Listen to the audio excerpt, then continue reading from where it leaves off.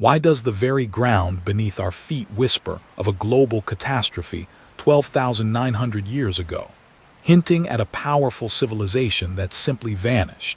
This isn't a story from distant mythology, but a mystery etched into the earth itself. It's a puzzle modern science struggles to comprehend, challenging everything we thought we knew about human history. As the world around you quiets, sit back, relax, and allow your mind to journey with us. We will explore an age shrouded in cosmic dust and geological enigma, a time when our planet plunged into an icy grip with a speed that defies conventional explanation. This is the story of the Younger Dryas, a period of profound and mysterious change that may have swallowed an entire epoch of human ingenuity and advancement. Imagine a world emerging from the last great ice age. The glaciers were retreating, warming breezes were returning, and life was beginning to thrive across vast landscapes. Then, almost in an instant, a sudden chill gripped the earth. Temperatures plummeted, ice sheets surged forward once more, and a world on the cusp of a new warmth was violently flung back into conditions colder than the height of the ice age. This was the Younger Dryas, a geological blink in time that brought with it widespread ecological collapse, massive extinctions, and an untold burden on early human populations. It was a global winter, fast and unforgiving, lasting for over 1,000 years before temperatures mysteriously rose again, just as abruptly as they had fallen.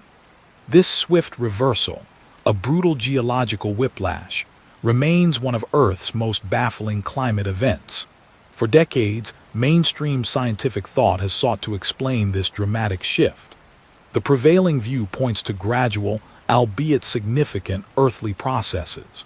One prominent theory suggests that, as the massive North American Laurentide ice sheet melted, a vast freshwater lake, known as Lake Agassiz, burst its natural dams.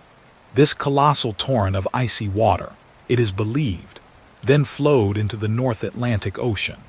Such an influx of fresh, cold water could have disrupted the thermohaline circulation, the great ocean conveyor belt that distributes heat around the globe. By slowing or even shutting down this vital current, the northern latitudes would have experienced a rapid and severe cooling, thus initiating the Younger Dryas. It's a compelling hypothesis, one rooted in established climate science, suggesting a powerful, natural disruption to Earth's delicate systems. But there's a problem with this explanation. The sheer speed and global reach of the Younger Dryas onset pose a significant challenge. Geological records reveal that the climate cooled in some regions by as much as 10 to 15 degrees Celsius in a matter of years, perhaps even mere months. Such an abrupt, near-instantaneous plunge across vast continents is difficult to reconcile with the relatively slower, though impactful, processes of glacial lake outbursts and ocean current disruption. While these mechanisms can cause significant climate shifts, the suddenness and synchronicity of the Younger Dryas's beginning across different hemispheres hint at a trigger far more immediate, far more powerful than a freshwater deluge. There are subtle, yet persistent, anomalies found in the sediment layers from this period around the world, unexplained markers that seem to defy conventional geological explanations. These faint whispers in the rock record suggest something truly cataclysmic might have transpired, an event that touched every corner of the planet. Could it be that something else, something far more dramatic, triggered this global catastrophe? Some researchers believe the evidence points not to an earthly cause, but to a cosmic one. The idea is that an extraterrestrial impact event, perhaps a comet or an asteroid, or even multiple fragments, struck the Earth or exploded in its atmosphere, initiating the Younger Dryas. This theory, once considered fringe, is gaining increasing traction as more compelling evidence emerges from diverse scientific fields. What if such an event was not merely a climate catalyst, but a planetary reset button? The implications of such a scenario are profound, for if a cosmic event plunged Earth back into an ice age, what else might it have affected? What kind of world was flourishing just before this cosmic shroud descended? This leads us to a truly astounding and unsettling question. Could an advanced, powerful civilization have existed during that fleeting window of warmth just before the Younger Dryas hit? A civilization perhaps not defined by smokestacks and steel, but by a deep understanding of the Earth, the cosmos, and sophisticated forms of monumental engineering and societal organization we are only just beginning to imagine. What if the Younger Dryas impact was not just a climate event, but the devastating blow that wiped this civilization from the face of the Earth, leaving behind only the faintest, most enigmatic traces? This lost epoch, a phantom in our history, might have cultivated knowledge, art, and societal structures that far predate what we currently accept as the dawn of civilization. The very notion challenges the linear progression of human history we have been taught. It forces us to consider that perhaps our ancestors weren't just scattered bands of hunter-gatherers struggling against nature's whims. What if they possessed a sophisticated grasp of their world, a collective wisdom that allowed them to flourish in ways we simply cannot yet comprehend? This lost civilization, if it existed, would have been deeply intertwined with the natural world, perhaps building not only with stone, but with knowledge and a deep reverence for celestial mechanics. Its vanishing act would be total, a profound amnesia washing over the planet, leaving the survivors, if any, to begin again, stripped of their heritage. The Younger Dryas period, therefore, becomes more than just a climatic anomaly. It transforms into a potential crime scene, a geological record of a devastating event that may have extinguished a significant chapter of human history. The calmness of the night, the stillness of this moment, allows us to reflect on the enormity of such a possibility. Could the rapid onset and equally rapid termination of this icy era be the signature of something truly extraordinary? We are left to ponder the nature of this mysterious age, the forces that brought it about, and the potential existence of those who lived through its catastrophic beginning and its final, warming end. If an advanced civilization once flourished on Earth, only to be erased by a cosmic event 12,900 years ago, what profound secrets did it take with it, and what faint echoes might yet remain for us to discover? The sudden chill of the Younger Dryas, that global shift we spoke of, demands an explanation. For a long time, scientists have sought answers in Earth's own systems. But what if the trigger came from beyond our world? What if a fire fell from the sky, initiating a cataclysm that reset our planet's history? This is the core idea behind the Younger Dryas impact theory. It suggests that around 12,900 years ago, Earth collided with a comet or asteroid. This impact, some believe, plunged our world into an icy grip. It scattered debris across continents. It may have unleashed a fury that rewrote the future of any advanced civilization living at that time. A single cosmic strike, or perhaps a shower of smaller fragments, could have been the invisible hand that guided our planet into a new age of ice. The theory challenges many long-held beliefs. It asks us to consider a celestial explanation for an earthly mystery. The mainstream scientific view, for decades, painted a different picture. It focused on changes much closer to home. Most scholars suggest the Younger Dryas was a natural event. They point to vast freshwater lakes, like glacial Lake Agassiz in North America. These lakes held immense amounts of meltwater from the retreating ice sheets. The prevailing idea is that around this time, ice dams holding these lakes back broke. This released a colossal flood of fresh water into the Atlantic Ocean. This sudden influx of cold, fresh water, they say, disrupted the ocean currents. Specifically, it may have slowed or even stopped the Atlantic meridional overturning circulation. This circulation is like a global conveyor belt. It brings warm water from the tropics up to the North Atlantic. If it stopped, the region would cool dramatically. This cooling would then spread globally, leading to the Younger Dryas. It's a powerful explanation, backed by significant research. It makes sense within our understanding of Earth's climate systems. It speaks of a planet capable of dramatic, sudden shifts, driven by its own internal mechanisms. This theory holds a strong place in our scientific understanding of this perplexing period. It describes a world shaped by ice and water, not by fire from the heavens. But there's a profound problem with this explanation. In recent years, a growing body of scientific evidence has been unearthed. This evidence points to something far more dramatic, far more cataclysmic, than just melting glaciers and shifting ocean currents. It suggests an event so powerful, its undeniable signature is etched into the very geological layers of our planet, precisely at the 12,900-year mark. This distinct layer of material, often referred to as the Younger Dryas boundary layer, is not confined to one region. It has been found consistently across North America, Europe, and even further afield in places like South America, the Middle East, and Africa. It's not just one type of evidence either, but a collection of strange, almost impossibly out-of-place markers. Consider the perplexing presence of nanodiamonds. These are unimaginably tiny diamonds, far smaller than anything visible to the naked eye. They are formed only under conditions of extreme, instantaneous pressure and heat.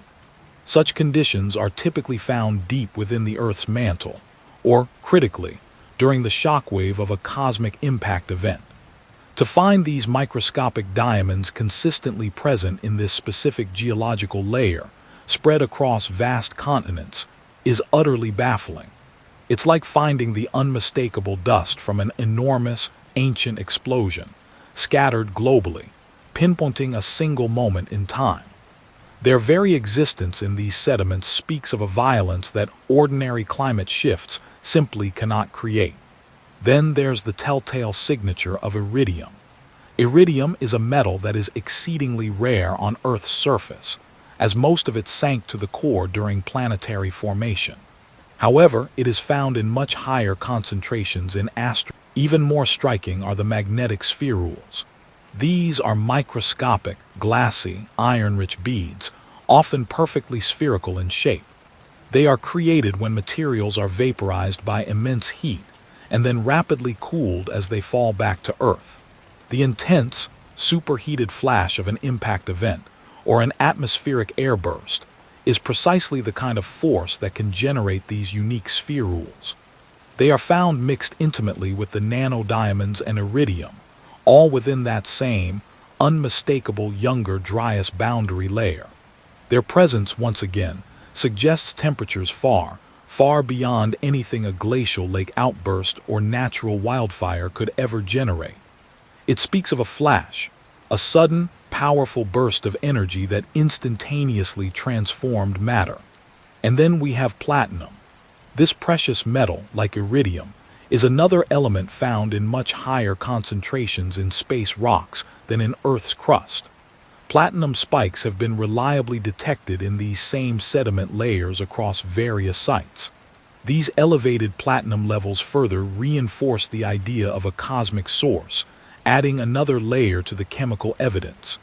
It's a recurring signature, a metallic calling card, left behind by something that struck our planet from the heavens. What makes these findings so compelling is their global consistency. These are not isolated anomalies confined to one digging site. They are found across at least 50 archaeological and geological sites, spanning 4 continents. From the arid plains of Mexico to the ancient soil of Syria, from the ice-carved landscapes of Greenland to the distant reaches of South Africa. The synchronization and widespread nature of these extraordinary materials seem to scream of a singular, cataclysmic cosmic encounter. It is a whisper from the deep past, but a whisper that carries immense weight, challenging our conventional understanding. These persistent markers seem to contradict the gradual, gentle flow of melting ice. They speak instead of a sudden, violent intrusion, an event that changed everything in an instant, a cosmic punctuation mark in Earth's long story. If these subtle yet globally distributed markers are indeed compelling proof of a cosmic event, Then the next profound question arises. What exactly happened? The range of theories attempting to explain this cataclysm is as wide as the global spread of the evidence itself. Some researchers, looking at the widespread distribution of the markers and the lack of one giant crater, believe Earth may have encountered a swarm of cometary fragments. Imagine a massive comet, perhaps many kilometers across, breaking up into countless pieces as it journeyed through our solar system. These fragments, perhaps hundreds or even thousands of them, could have rained down across the globe over a short period. Each fragment, though individually smaller than the asteroid that ended the dinosaurs, could have delivered devastating, localized blows. They might have caused widespread wildfires, igniting forests and grasslands across continents. They could have triggered massive tsunamis in the oceans, inundating coastal regions. This scenario could elegantly explain the wide geographical scatter of the impact markers without requiring a single, enormous crater. The impact scars could be numerous, but smaller, scattered, and perhaps hidden by the relentless passage of time, or submerged beneath our vast oceans, making them exceedingly difficult to locate today. It suggests a global bombardment, rather than a single punch. Another theory posits that a single, yet substantial, meteor or comet did strike our planet, but its impact site remains maddeningly elusive. Perhaps it struck one of our planet's vast and thick ice sheets, such as those covering North America at the time. An impact on many kilometers of ice would not leave a typical, lasting rock crater. Instead, it might have blasted a colossal hole in the ice, instantly vaporizing millions upon millions of tons of ice and rock into the atmosphere. This pulverized debris, combined with the sudden release of immense quantities of freshwater from the shattered ice sheet, could have created the precise conditions for the Younger Dryas. It might have triggered a rapid chain reaction of climatic collapse, sending Earth into a sudden deep freeze. Such an event would still leave behind the characteristic chemical and physical fingerprints, the nanodiamonds, iridium, and spherules that we are now finding in the geological record. It speaks to a hidden wound, a scar not on rock but on ice, with global consequences. But perhaps the most intriguing, and in many ways the most terrifying, theory is that of a massive atmospheric airburst. Imagine a comet, perhaps a kilometer wide, or even larger, hurtling into Earth's atmosphere. Instead of impacting the ground directly, it explodes high above the surface. The sheer force of this explosion would be almost unimaginable. It would be many thousands of times more powerful than any nuclear weapon ever detonated by humanity. The intense shockwave alone could flatten entire landscapes, devastating everything below. The radiant heat would ignite vast, continental wildfires, turning forests and plains into infernos. It would vaporize rock and soil from the ground beneath, sending those tiny magnetic spherules, nanodiamonds, and iridium-rich dust high into the upper atmosphere, where they could then be carried by global winds and deposited across vast regions. An airburst, by its very nature, would leave no crater on the ground, but its effects would be catastrophic and far-reaching. It would be a fire from the sky, not a direct impact, but a devastating atmospheric event. Its immense energy would be dissipated across a truly vast area, explaining the widespread but subtle nature of the geological markers. They are ubiquitous but thin. They are pervasive but not overwhelming. This type of event, some researchers believe, could have instantaneously transformed our world. It could have been the flashpoint that plunged us into a sudden, deep freeze. Crucially, it could have been the precise moment a once powerful civilization was suddenly and violently thrown into chaos, its world literally burning and freezing around it. Each of these possibilities paints a picture of immense, destructive power, originating from beyond our world. Each one asks us to consider a planet transformed by forces beyond our control, forces that left only cryptic clues for us to slowly uncover, thousands of years later. The greatest puzzle, then, remains this: How could such a monumental cosmic event leave such subtle, yet pervasive geological markers? These aren't the gaping wounds of a dinosaur-killing asteroid. Instead, they are microscopic clues. They are thin layers of exotic dust. They are chemical anomalies scattered across the globe. What does this subtlety imply about the scale of the impact?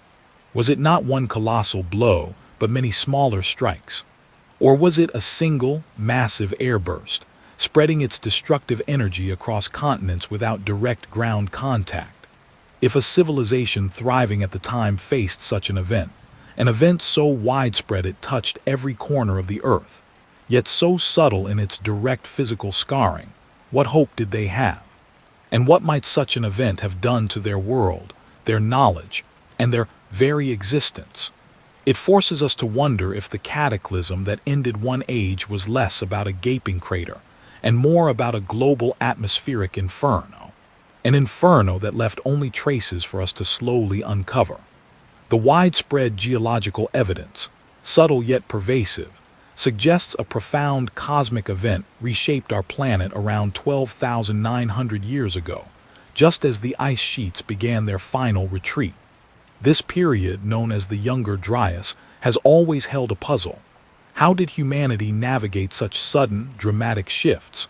Our established timeline suggests that our ancestors were scattered hunter-gatherer bands, slowly evolving, slowly learning. But the Earth holds secrets in stone, whispers from a time long forgotten, that tell a far more complex story, challenging everything we thought we knew about the dawn of civilization.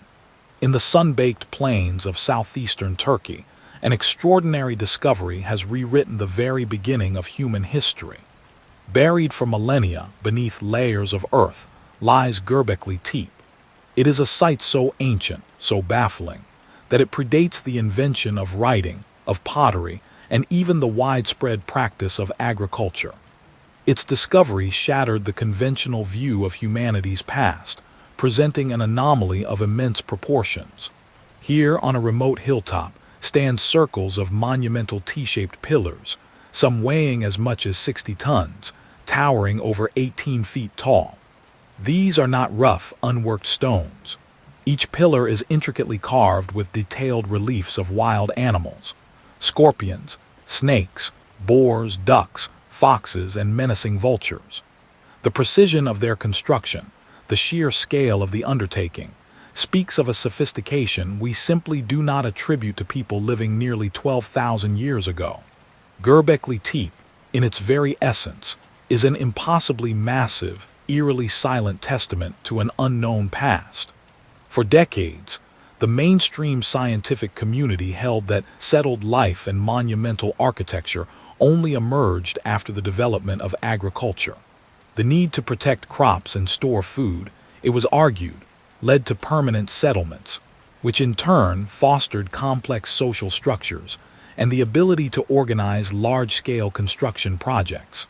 Göbekli Tepe turns this theory on its head. The prevailing view now posits that this site was built by sophisticated hunter-gatherers. It is seen as a pivotal moment, a zero point for civilization, where groups of nomadic people came together for a shared spiritual or ritual purpose.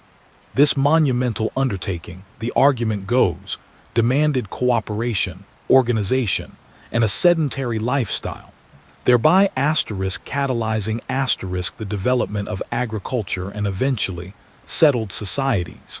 In this interpretation, Göbekli Tepe is the dawn of organized human effort, a miraculous achievement by people on the cusp of civilization, yet still fundamentally primitive in their technology and understanding of the world.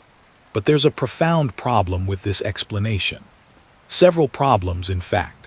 How could groups of nomadic hunter-gatherers, without metal tools, without beasts of burden, without any known architectural planning or engineering principles, quarry, transport, and erect pillars weighing up to 60 tons? Imagine the sheer muscle power, the coordinated effort, the understanding of physics required to move and precisely position such colossal stones. The effort would be immense, requiring a massive, stable workforce and a logistical chain that seems impossible for a pre-agricultural society. Moreover, the T-shaped pillars themselves are not merely large, they are intricately carved. The detailed artistry, depicting various animals in complex scenes, suggests a deep symbolic understanding and a level of artistic skill far beyond simple depictions. These carvings are not crude sketches. They are sophisticated works of relief art, requiring specialized tools and a mastery of stone. Even more perplexing are the potential astronomical alignments.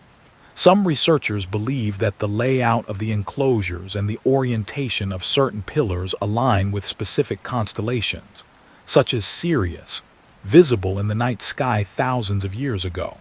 Such precise celestial observations, and the knowledge required to integrate them into architectural design, are typically associated with advanced, settled cultures that tracked seasons for agriculture. How could hunter-gatherers focused on daily survival possess such a profound, long-term understanding of the cosmos? And then there is the ultimate mystery. After centuries of use, Göbekli Tepe was deliberately, meticulously buried. Not simply abandoned to the elements, but carefully filled in with earth, layer upon layer, as if to preserve it or perhaps to hide it.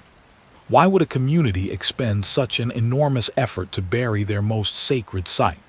This act of intentional burial implies a foresight, a level of societal organization, and a purpose that further defies the image of simple hunter-gatherer bands.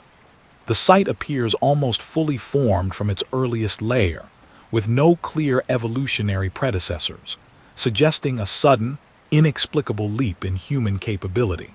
These profound questions have led some researchers down alternative paths, seeking explanations that venture beyond the established timelines of human development. One compelling alternative theory suggests that Göbekli Tepe was not built by emerging hunter-gatherers, but rather by survivors of an earlier, unknown civilization. A civilization that flourished before the cataclysmic events of the Younger Dryas impact. Imagine a society, perhaps highly sophisticated but non-industrial, possessing advanced knowledge of engineering, astronomy, and sacred geometry. As their world faced global devastation, some of these individuals, perhaps a priestly class or intellectual elite, could have sought refuge or attempted to preserve their knowledge. Göbekli Tepe, in this view, could be a sanctuary, a memorial to a lost world, or even a repository of sacred wisdom meant to be rediscovered by future generations. The meticulous burial, then, takes on new meaning. A desperate act to protect invaluable knowledge from environmental destruction, or from being misunderstood by a future, less enlightened humanity. Another theory posits that Göbekli Tepe was constructed by a sophisticated group whose knowledge predates accepted historical narratives, not necessarily survivors of a catastrophe, but a high point of a civilization that existed entirely outside our current understanding of the Stone Age. These people might have developed specialized skills in monumental construction and astronomical observation over thousands of years, in ways we have yet to comprehend. Perhaps they were a unique cultural hub, a rare blossom of advanced human intellect in a period we typically label as primitive. Their understanding of materials, their ability to organize vast workforces, and their intricate spiritual or cosmic worldview could have been far more developed than conventional history allows. Could it be that humanity's progress wasn't a linear ascent, but instead a series of peaks and valleys, with some societies reaching levels of understanding that were then lost? Some even speculate that Göbekli Tepe served as a monumental observatory, built to track or record celestial events, possibly even the very cosmic impact that triggered the Younger Dryas. The vivid carvings of predatory animals, particularly vultures, have been interpreted by some as constellations or even symbolic representations of a cataclysmic event unfolding in the heavens. Could the site have been a sophisticated calendar, a map of the sky, or a warning left in stone, echoing across millennia? The precision, The profound symbolism and the sheer effort involved all point to a purpose far grander than a simple ritual gathering place. They hint at a deep understanding of the cosmos and a desire to connect with, or perhaps even influence, celestial forces. The sheer existence of Göbekli Tepe forces us to confront uncomfortable questions about our own limited understanding of the past. If this monumental, astronomically aligned and artistically complex site was indeed constructed by people living nearly 12,000 years ago, during or immediately after a period of intense global upheaval, what does this truly tell us about their capabilities?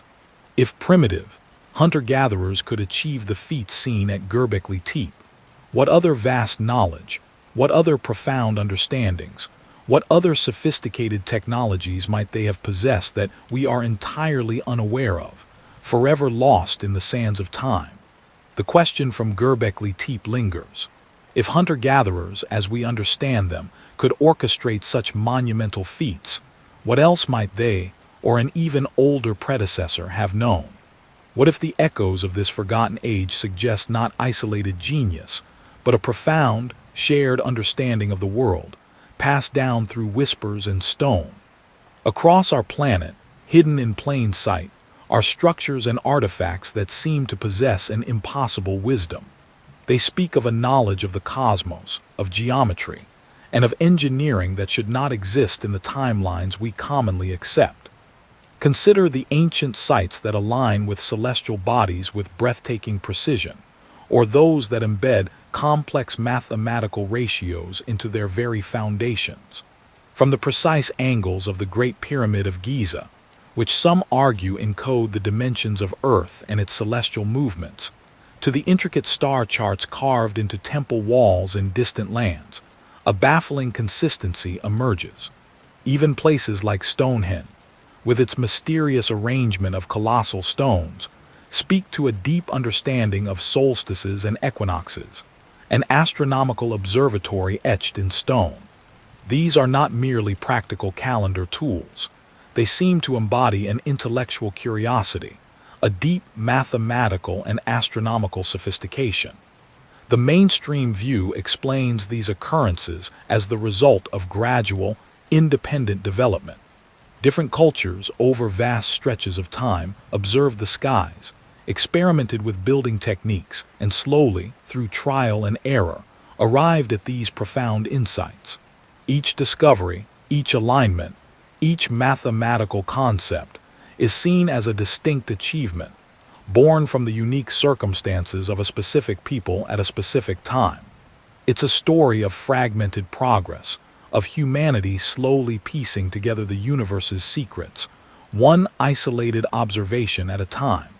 But there is a problem with this explanation: the sheer scale of precision, the recurring mathematical constants like pi and phi found in structures separated by thousands of miles and millennia, and the consistent astronomical observations seem to defy the notion of purely independent discovery.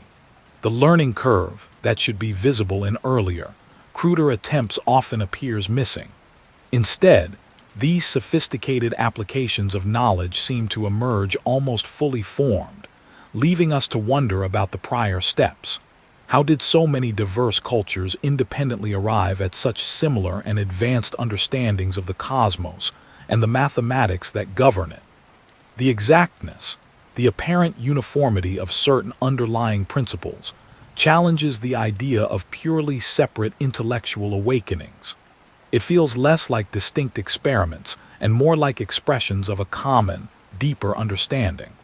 Some researchers believe these global expressions of advanced astronomy and geometry point to a lost, golden age civilization.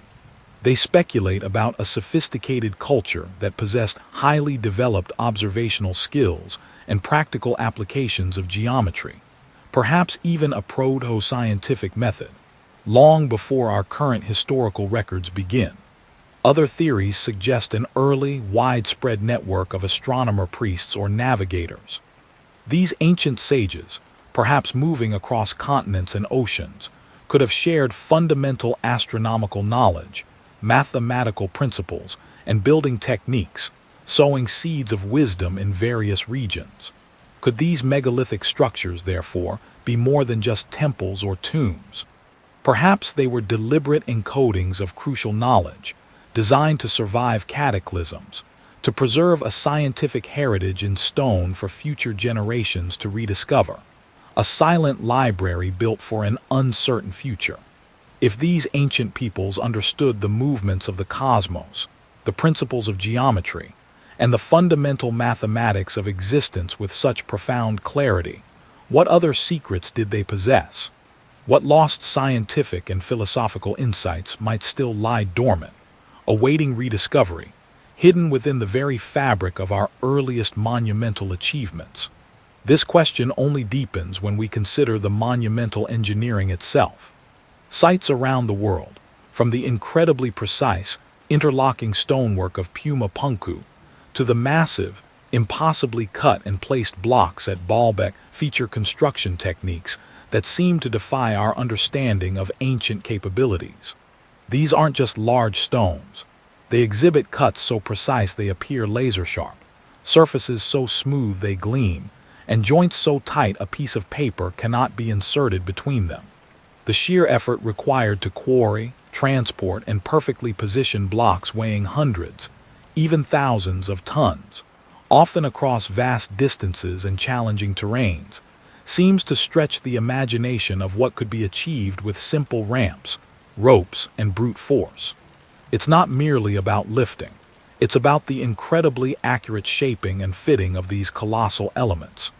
Conventional archaeology attributes these feats to ingenious human methods, lost techniques, and immense quantities of manual labor. The argument is often made that ancient cultures, with enough time and manpower, could overcome any logistical challenge using simple tools of copper, bronze, or even stone. Elaborate ramp systems, sledges, and lever mechanisms are proposed as explanations for the movement of these colossal stones, while the precision of the cuts is sometimes explained by slow, meticulous abrasion over decades, or the use of hardened copper tools with abrasive sands. But there is a problem with this explanation. Modern attempts to replicate these feats, even with the benefit of current knowledge and experimental archaeology, often fall short. They struggle to explain the scale, the precision, and the consistency of these impossible constructions. The sheer logistical challenge of moving and placing blocks weighing hundreds of tons, sometimes uphill, with primitive tools, pushes the limits of credibility for many. Why do we not find more evidence of the massive infrastructure, the miles of ramps, or the hundreds of thousands of workers that would have been required for such projects? The archaeological record often seems strangely silent on these supporting details, leaving only the baffling structures themselves. Alternative theories propose radically different explanations. Some researchers speculate about the use of advanced acoustical technology, suggesting ancient builders understood principles of sound or vibration to levitate or lighten massive stones. Could they have used resonant frequencies to overcome gravity?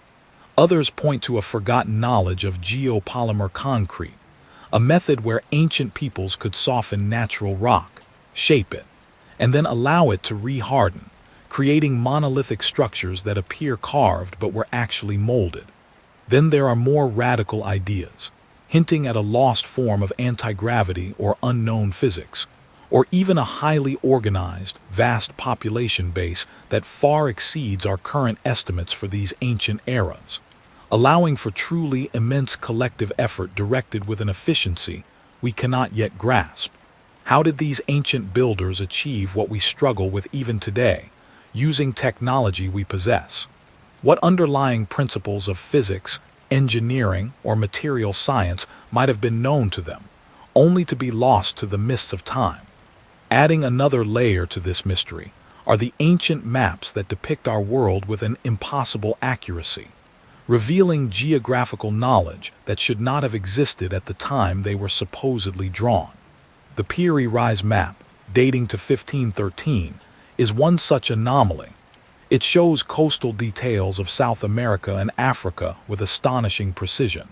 More controversially, some interpretations suggest it depicts a portion of Antarctica, specifically the Queen Maud Land region, free of ice and with detailed mountain ranges, a condition that has not existed for thousands of years, and a continent not officially discovered until 1820. The Orontius Phineus map of 1531, likewise, seems to show Antarctica with remarkable detail, including rivers and coastlines, also without its ice sheet. The mainstream explanation for these cartographic puzzles often suggests coincidence, or that these maps are composites pieced together from various, often misinterpreted, sources over centuries. The accuracy, it is argued, is either exaggerated or a lucky guess, and the ice-free Antarctica is dismissed as an artistic conjecture or a misunderstanding of ancient legends. The official discovery of Antarctica and the scientific understanding of its long-term ice cover are seen as firm boundaries that these early maps cannot genuinely cross. But there is a problem with this explanation. The consistent depiction of specific geographical features, coastlines, and mountain ranges, especially for a continent supposedly unknown and then icebound for millennia, raises profound questions about the original source material. If these maps truly derive from much older source maps, as Piri Reis himself claimed, then who charted these lands when they looked so dramatically different? Who possessed the advanced cartographic techniques necessary to create such detailed and accurate global projections in a time when navigation was supposedly rudimentary? The details on these maps seem too precise, too consistent, to be merely chance or artistic license. Alternative theories propose that these maps are remnants of a lost, global seafaring civilization. This ancient culture, possessing advanced navigation and mapping technologies, could have explored and charted the entire world when its geography was different, specifically before the Younger Dryas impact drastically altered the climate and landforms. Another possibility is the transmission of ancient knowledge through a pre-deluge library, or a network of wise individuals who meticulously preserved and copied these precious charts over vast stretches of time, passing them down through generations until they were rediscovered by later cartographers. Could these maps be a direct window into a world that existed before recorded history, accurately reflecting an earlier geological epoch? If these maps are genuinely ancient and accurate, who then charted a world that existed before accepted timelines, a world with a different climate and topography? What other geographical secrets might still be hidden within these enigmatic cartographic puzzles, awaiting our understanding? Finally, we encounter the most pervasive and subtle echoes of a forgotten age. The recurring global motifs and shared mythological elements that crisscross continents and cultures. From the nearly universal flood myths, recounting a great deluge that reshaped the world, to the widespread stories of culture bringers arriving from the sea or sky, teaching humanity fundamental skills, the parallels are uncanny. We see strikingly similar architectural motifs, like specific types of megalithic construction or precise stone dressing, appearing in places vastly separated by geography and time. Even symbolic representations, such as the feathered serpent deity or the world tree, resonate across seemingly unrelated civilizations. Mainstream anthropology and mythology explain these similarities through universal human experiences. The presence of water and the observation of the sky are common to all cultures, leading to independent, convergent evolution of ideas and symbols. Flood myths, for example, are often attributed to localized river floods, naturally occurring across different regions. Diffusion through known historical trade routes and cultural exchange is also acknowledged as a factor, explaining how certain ideas could spread within established historical periods. But there is a problem with this explanation. The sheer detail and specificity of some of these shared motifs, spanning oceans and millennia, seem too precise to be mere coincidence. The timing of many of these shared narratives often points to a period predating known global interaction, before humanity was thought to have the capacity for widespread, interconnected communication. While some parallels can be explained by common human psychology, others possess an intricate complexity that suggests a more direct relationship. The Great Flood narrative, in particular, with its precise details of societal destruction and a catastrophic global event, seems to transcend the idea of localized floods. Alternative theories propose a more interconnected past. Some suggest these echoes are remnants of a common ancestral civilization, a powerful culture that spread its ideas and narratives globally before a catastrophic event forced its collapse.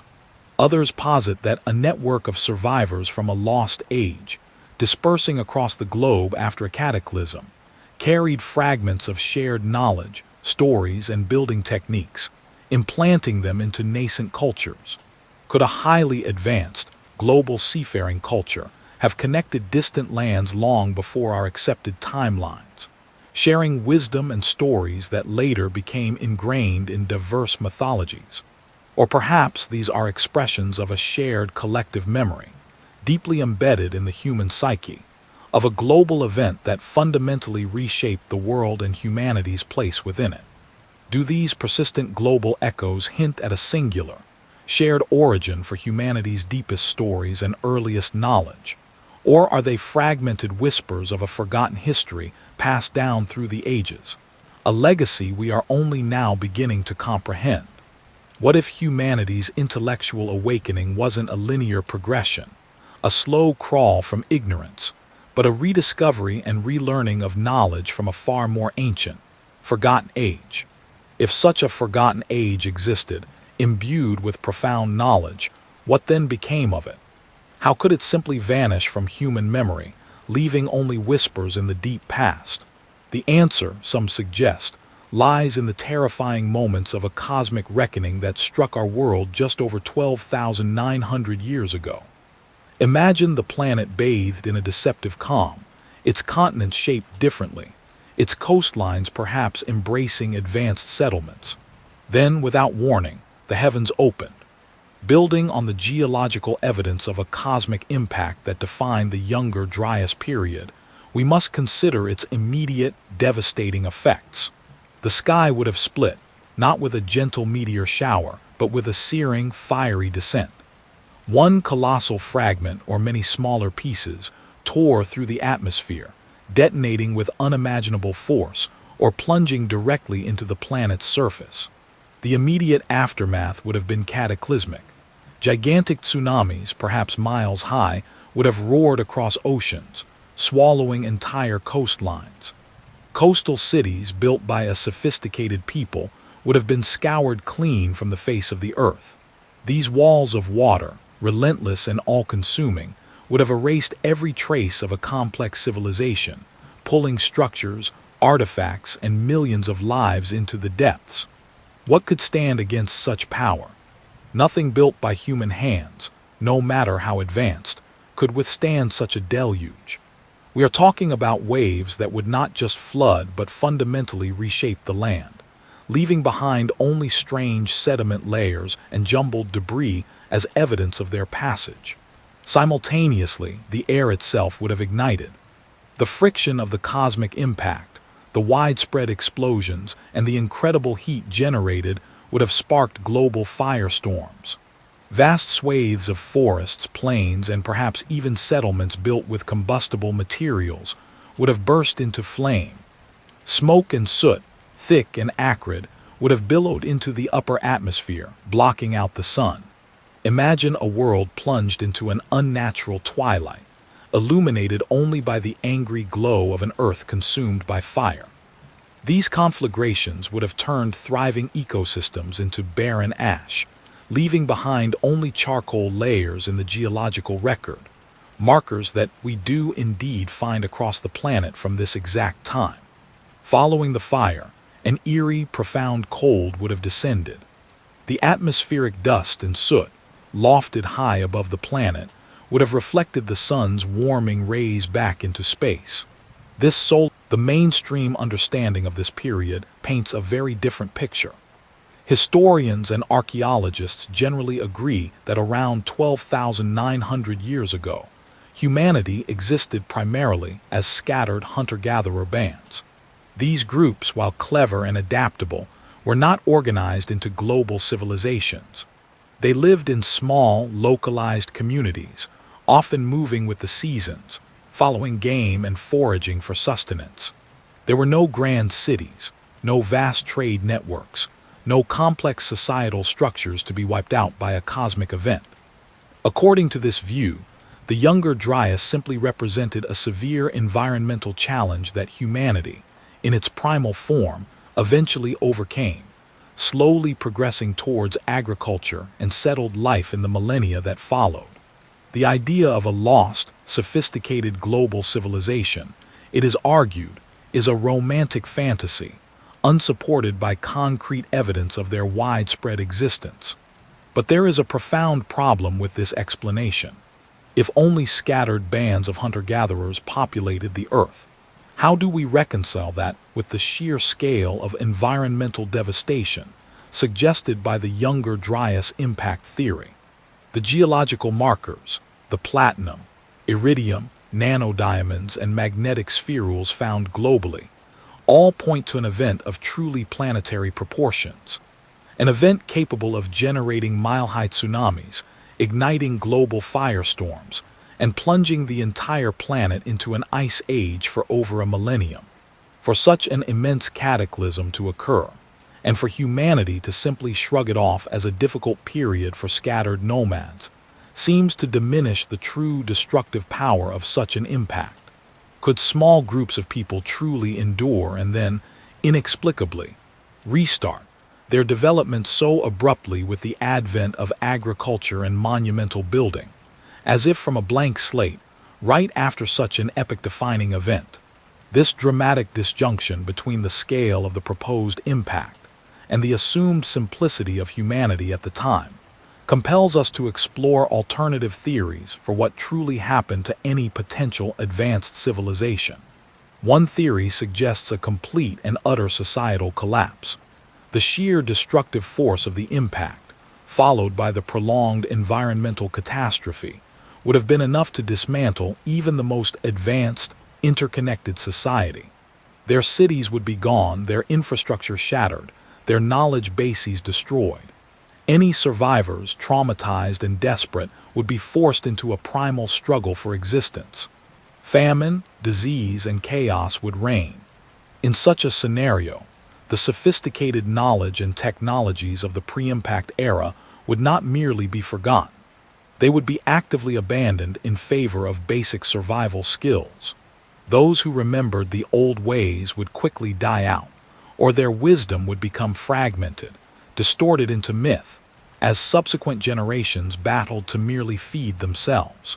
The memory of a golden age or an age of advanced understanding would simply fade into the mists of time, becoming a distant, improbable legend. Could it be that the vanishing was not just an accidental loss, but a deliberate act? Some researchers entertain the chilling possibility of a conscious suppression of history by a surviving elite. Perhaps a small, powerful group, perhaps even those who foresaw the cataclysm, managed to ride out the worst of the event in secluded, protected enclaves. Witnessing the devastation and the return to barbarism, they might have deemed it too dangerous for humanity to retain the knowledge that led to such complexity, or even the knowledge that allowed them to understand the true nature of the cosmic threat. They might have deliberately erased records, destroyed artifacts, and guided the struggling remnants of humanity back towards a simpler existence, fearing that a swift return to advanced civilization would only lead to another, perhaps final, self-inflicted catastrophe. This would create a veil of amnesia, purposefully drawn over our collective past, leaving us to rediscover fragments of truth without understanding their true origin or meaning. A more profound, almost spiritual, alternative theory posits a reset event on a grand scale. What if the Younger Dryas impact wasn't just a random cosmic accident, but part of a larger, perhaps cyclical, process for the Earth. This theory suggests that our planet, or even the cosmos, experiences periodic resets that wipe the slate clean, allowing life and civilization to begin anew. In this view, humanity might have reached a certain peak of advancement many times before, only to be brought back to a primal state by forces beyond its control. The Younger Dryas, then, would merely be the most recent of these cycles. Such a reset would force humanity back to its most basic elements, stripping away all but the fundamental drive to survive. It would be a total unlearning, a forced regression that leaves behind only scattered, inexplicable hints of what came before, much like faint echoes in the vastness of time.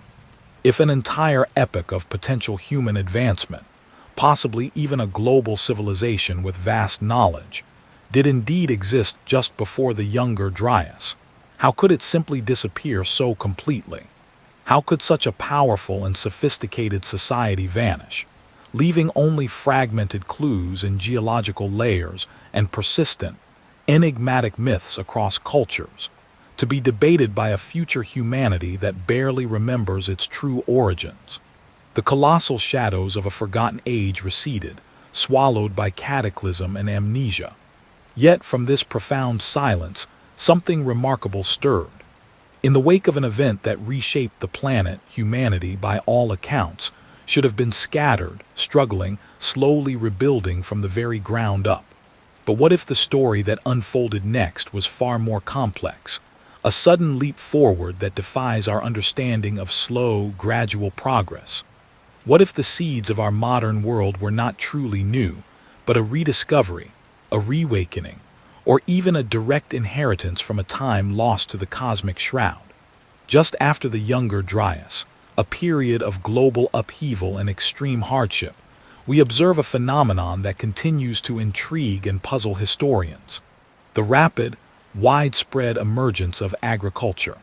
Across diverse regions, almost simultaneously, humans began cultivating crops, domesticating animals, and establishing a new way of life that would fundamentally transform our species.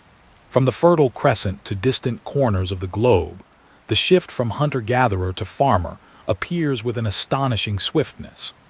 The mainstream understanding suggests that this agricultural revolution was a series of independent innovations, a slow, painstaking process born out of environmental necessity. As the climate stabilized after the last ice age, it is believed that various communities, facing dwindling wild resources, gradually experimented with planting seeds and taming wild animals. Over centuries, these practices refined, slowly spreading and evolving into the complex systems we recognize today. This narrative emphasizes human ingenuity and adaptation, a testament to our ability to overcome adversity through incremental discovery. But there is a perplexing element to this widespread transformation. The speed at which agriculture appeared and took root in multiple distinct regions feels less like a slow, organic growth, and more like a sudden, synchronized blossoming. After a period of such extreme environmental trauma, when populations would have been decimated and knowledge systems shattered, one might expect a prolonged period of recovery, not an explosion of complex new technologies and practices. The intricate knowledge required for plant selection, soil management, irrigation, and animal husbandry seemingly appeared with an almost prepackaged efficiency in many places. How did so many diverse groups, supposedly disconnected and traumatized, arrive at such similar and sophisticated solutions in such a compressed time frame? Alternative theories propose a different genesis for this sudden agricultural dawn. Some researchers suggest the possibility of knowledge transfer, a critical exchange from the survivors of a more advanced, pre-Younger Dryas civilization. Perhaps remnants of a sophisticated people, carrying their accumulated wisdom, scattered across the globe, sharing vital insights into plant cultivation and animal domestication with disparate hunter-gatherer groups. These scattered survivors might have acted as catalysts, imparting lost knowledge, that allowed local populations to bypass centuries of trial and error. Could it be that what we perceive as independent innovation was, in fact, the reintroduction of an ancient, perhaps even forgotten science? Others speculate about a re-emergence of latent abilities, a collective human memory perhaps, triggered by new environmental pressures, or even a kickstart from technology or understanding that was preserved and selectively shared. The sheer speed and widespread adoption challenge the notion of entirely spontaneous invention. If agriculture was so readily adopted, what deep understanding allowed for such a quick transition? This rapid leap into organized food production wasn't an isolated event. Hand in hand with agriculture came the equally sudden appearance of organized settlements. Previously nomadic groups, following animal herds and seasonal wild harvests, began to establish permanent homes, often growing into villages, towns, and eventually cities. From sites like Saddle-Huruk in Anatolia, a sprawling Neolithic settlement dating back some 9,000 years, to others across the Near East, we see communities building intricate, multi-room structures, developing sophisticated social hierarchies, and engaging in communal living on an unprecedented scale. The conventional explanation posits that these settlements naturally arose from the necessities of agriculture. Farming requires a fixed location to tend crops and store harvests, leading to a sedentary lifestyle. As food production became more efficient, populations grew, demanding more complex social structures and permanent dwellings. This gradual progression from temporary camps to permanent villages is seen as a logical and necessary step in human societal evolution, driven by the shift in subsistence strategies. Yet the speed and complexity of these early settlements, appearing so shortly after the global trauma, present another puzzle. These weren't mere clusters of huts. Many display evidence of advanced planning, communal infrastructure, and a surprising degree of social cohesion. The transition from mobile bands to intricate, multi-generational communities feels remarkably swift, especially considering the psychological. Perhaps, alternative theories suggest, these organized settlements were not entirely new creations. What if the survivors of a vanished civilization brought with them blueprints of community life, a pre-existing understanding of social order and urban planning? It's possible that these individuals or groups, holding the memory of a more structured past, guided the formation of new communities, imbuing them with a level of organization and sophistication that would otherwise have taken millennia to develop. Could these early towns be echoes of ancient cities, scaled down but carrying the fundamental principles of communal living forward? Some posit that the very concept of permanent, structured habitation was a legacy, a fragment of memory passed down through generations, allowing for a rapid re-establishment of societal norms. The orderly nature of these emergent settlements prompts us to ask, were they inventing society from scratch or remembering how it was done? And as settlements grew, so too did humanity's ambition in stone. Following the Younger Dryas, we see a renewed surge in sophisticated megalithic construction, echoing, yet distinctly different from, the monumental feats we discussed earlier at places like Göbekli Tepe.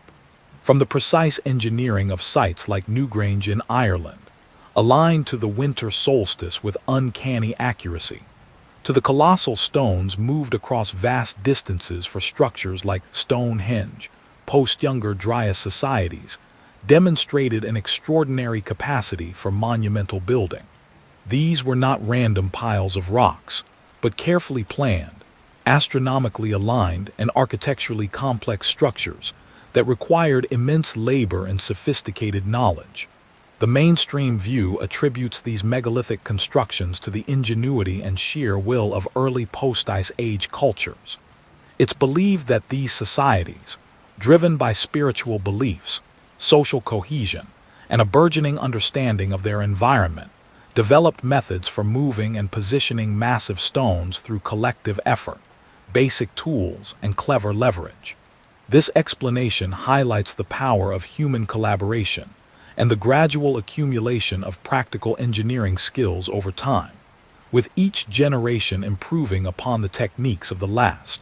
But the precision, scale, and astronomical sophistication found in many of these post-Younger Dryas megaliths, often appearing with seemingly little precursor, again raise challenging questions. How did communities, still relatively new to agriculture and settlement, so quickly reacquire or reinvent the highly specialized knowledge needed for such monumental engineering? The sheer energy and organization required seem almost out of place for societies considered to be in their developmental infancy. The recurrence of celestial alignments and advanced geometric principles in these structures, across geographically disparate cultures, makes one wonder if they were all independently discovering the same complex architectural and astronomical truth simultaneously. Could it be, as some alternative theories propose, that these builders were not starting from scratch at all?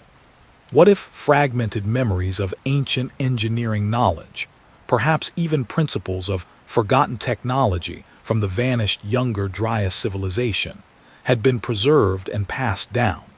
Perhaps certain individuals or groups, holding onto fragments of an older, more sophisticated understanding, were instrumental in guiding these new construction efforts. The precision, the astronomical alignments, the sheer scale, these elements might suggest a lineage of knowledge, a rediscovery rather than a complete invention. What if the builders of Newgrange and Stonehenge were not merely clever innovators, but inheritors of a profound legacy, guided by faint echoes of a powerful past that once moved mountains and charted the stars? These sudden leaps, in agriculture, in organized settlement, in monumental construction, emerging so quickly after a period of global catastrophe, force us to reconsider our linear understanding of human progress. Were these developments truly original innovations, born purely from the resilience and ingenuity of post-cataclysmic humanity? Or are they, in fact, built upon the faint echoes and rediscovered wisdom of a powerful civilization lost to the cosmic shroud of the Younger Dryas, a civilization that left not just enigmatic ruins, but the very seeds of our rebirth? The question lingers: are the very foundations of our modern world truly original, or are they a profound and lasting legacy from a history we are only just beginning to remember?